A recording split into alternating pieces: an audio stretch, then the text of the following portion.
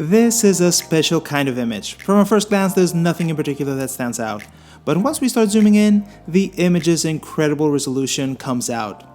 It's amazing to see that we can easily read the ads on the electric pole. The image is not using AI or any other image enhancement algorithms. There's no magical enhance button that can deliver this kind of detail. It's just a really high resolution image. The good news is that we don't need a specialized or super expensive camera to get this kind of detail. Any regular camera will do. The bad news is that we will need some extra hardware and software to get there. Let's have a closer look.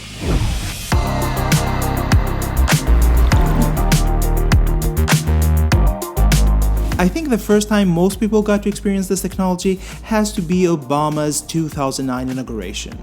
The photographer David Bergman shot a 1.57 gigapixel image capturing the crowd and the excitement of the day. The image has so much detail that we can easily zoom in any area of the image and we can clearly see everyone attending the event, politicians and regular people. But the technology wasn't used much earlier than that. NASA used it extensively on the Mars rovers to capture the surface of the red planet. And since then it's been commercialized and used in several different areas. Major League Baseball, for example, has licensed the technology. They would capture huge images of stadiums where the fans could zoom in and find themselves in the crowd. So how are these high-res images built? The procedure is no different than how HDRI images are shot. We're essentially stitching together a lot of smaller images to make one big one. So in that sense, the procedure is relatively simple. But there are two key ingredients for a successful, highly detailed image. The first one is motion control, and the second one is a really long lens. Let's start with motion control first. Shooting multiple images just with a tripod or with a panel head is not really recommended. We need a faster and more consistent way to shoot the images, especially if the subject matter is crowds. And motion control is perfect for that because we can fully automate the whole photo taking procedure. We can program exactly the area we want captured, we can control the overlap between the images, and most importantly, we can automatically trigger the camera once it's in place. And because everything is automated, snapping a high-res image doesn't take that long. The image you saw in the intro took me around 2 minutes in total, and that's with a 3-step bracketing. So taking 3 pictures per image, one under and one overexposed and one properly exposed. David Bergman, the photographer who took the inauguration photograph in 2009, used the system called Gigapan, but any motion control system will do. I'm using the Genie Mini 2. It's a very affordable system as far as motion control setups go, and it's also very flexible. You can do a whole lot more than just HDRs or gigapixel images. I'll have it in the description below, but if you already have your own setup, just use that. Now, let's talk about lenses. In order for us to capture as much detail as possible, we need to zoom into the details. So a regular lens like a 35mm won't cut it. We need to go way longer. For the examples in this video, I used a 400mm lens. Let me show you why longer is better. On the left, we have an image taken with an 85mm lens, and on the right, an image with a 400mm lens. As you can see, even though 85mm is relatively long, it's still not enough. The 400mm lens can go much closer, and as a result we can capture a lot more detail with it. Because we're capturing such a tiny portion of the image, we can dedicate a lot more resolution per area. Every single element in the image can hold more detail, not just the ads on the electric pole. The plants, for example, hold a lot more detail than the ones with the 85mm lens. And keep in mind that the image could get a lot better than this. When shooting the panorama, I messed up and I used ISO 400 instead of my camera's default 200, so there's a bit more noise than usual. And on top of that, I slightly missed focus, so things could be a little bit sharper too. But that's to be expected with such a long lens. Even a slight adjustment can throw things out of focus. But this image here was correctly shot. So on this side we have a 45mm image, and on this side we have the 400mm equivalent. The 45mm image captures a lot more area and as a result a lot less individual details. If we zoom into the roof, we can immediately see the difference between the two. The 400mm lens has more of the detail needed. And if we go to other areas of the image, the differences are equally drastic.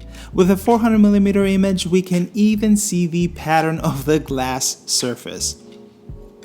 If I had a longer lens, I would have went with that, but unfortunately that's as high as I can go. Of course, shooting that close means that we need to snap a lot more pictures to cover the same area, but that's where motion control comes in. It just simplifies things immensely. We just have to set the area we want to capture, and the system handles the rest. Another important thing when grabbing big outdoor areas where there's a lot of lighting variation is bracketing. Without it, our image will have a lot of very dark and very bright areas. But we don't have to go overboard with bracketing. I just shoot 3 steps per bracket, but if you want to, you can go higher than that. But all this info is going to add more in the capturing time, the processing, and finally the data size. So now that we have the hardware side sorted, what about the software? What can we use to stitch the images together? There are several options to choose from, but I'll show you 2, the battle-tested Photoshop and the panorama-dedicated software PTGui Pro. They both have their strengths and weaknesses. Photoshop, for example, provides the best image quality with very little fringing and sharp details, but it's not as good in stitching. More often than not, there will be some seam errors. The processing speed is also not as good. We're not talking about hours, it's usually just a minute or 2 for 20 images, but it's still slower than PTGui. PTGui, on the other hand, will give us seamless images 9 times out of 10, but the image quality is not as good as Photoshop's. I often saw fringing and slightly blurrier images compared to Photoshop, but it's a really capable software, so the issues I faced might have been user error. I'm not entirely sure. So let's start with Photoshop. We need to go to File, Automate, and Photo Merge. Then we have to select the photos of our panorama, and that's pretty much it. We can pick a specific mode if there's a certain effect we want to go for, but the auto mode works absolutely fine. Aside from the option blending images together, I keep everything else unchecked. The geometric distortion correction is useful, but I would say it's more useful in wide lenses. I've tried all of the images with the option enabled and disabled, and the only thing that was different was where the seam was placed. So yeah, you can try both if you want and see what works best for you. It doesn't hurt to have it on, it'll just take a little bit longer to process. The other 2 options depend on your lenses and your preference when it comes to empty space, but yeah, I don't really use those. We're now gonna let Photoshop do its thing, and after a while we will have one big image. Photoshop will leave everything in layers so we can easily go in and adjust things if needed. Once everything is fine, I would suggest merging everything together just to reduce the file size. Recreating this step with the source images won't take long. This image turned out to be approximately 15K width and 15K in height, and as you can see, there's a lot of detail in the image. We can even tell the brand of the air conditioning unit. That is crazy. Now let's see how we can do things in PTGui. And for this one, let's also use some bracketed images. Again, we just have to select the images, but as you can see, PTGui figured out that there are bracketed images in the collection, so we'll just enable the HDR mode. That will basically bundle all of the same images together, and since we shot everything with a tripod, we don't need any extra calculations to occur. So far, so good. Now we just click on the Align Images, and PTGui will spit out an image pretty fast. This app is optimized for this one specific task, and it's also using the GPU to make the calculations, so it's a lot faster than Photoshop. If there are misalignments, we could go to the control points category and match the common features between the images, but that is not really needed in this case, so we can just go straight to the Create Panorama section and save the image. Since this is a bracketed image, we should go for 16 bits instead of 8. This will give us a lot more flexibility when color correcting the final image. And that's it really. We can adjust things to an amazing degree in PTGui, but there's no reason to do that in this video. If you're interested in learning more about it, just let me know and I could expand on things in future videos. As you can see, the process is really simple. As long as you have the proper hardware and software, you're not going to face any big hurdles. But the one thing you definitely need to take care of is camera shake. Shooting with long lenses can be tricky. Even the slightest movement will affect the image. So make sure you're on solid ground and do not move while taking the image. Even the motion control system can introduce camera shake, so I only snap the picture once the camera is in position.